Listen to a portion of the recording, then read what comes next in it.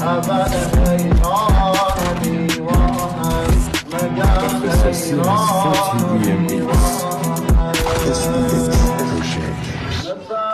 من شکستم هیچی پشت من نبود، هیچی دست راز نکرد به سمت من واسم نموند. تمومم وقتی میشد پشت به پشتشم جمعون، هیچی پشت من نبود، هیچی دنبشم نبود. روزی هزار تا صفحه پشت سرم میذاشتن، مان توی راه واسه کشتنم میکشنم. واقعا میگفتم تلاش دشمنم میفایده است، با این هزار تا صفحه مستند میساختم. هر روز بیشتر درد من تو قلبم، آدمای شهر من قبل من رو کندن. من تو این جهنم همه رویامو داشتم، همین دستشو ول کرد این دنیا ما رو گم کرد. کم اون برادر که توی جنگ من بره، کم اون برادر که بوی معرفت بده. به خدا اصلا نخواستم هیچ زمانی خم بشم، اسیر غم بشم، درگیر ماتم بشم. وقتی دل میگیره، وقتی لحظه میره، وقتی یکی مثل من که تو جوون میگیره، چشاشو میبنده رو به آسمون میشینه، قشنگی‌های مردن رو توی خواب میبینه. وقتی دل میگیره، وقتی لحظه میره، وقتی یکی مثل من که تو جوون میگیره، چشاشو میبنده رو به آسمون میشینه، قشنگی‌های مردن رو توی خواب میبینه. وقتی دل میگیره، وقتی لحظه میره، وقتی یکی مثل من که تو جوون میگیره، چشاشو میبنده رو به آسمون میشینه.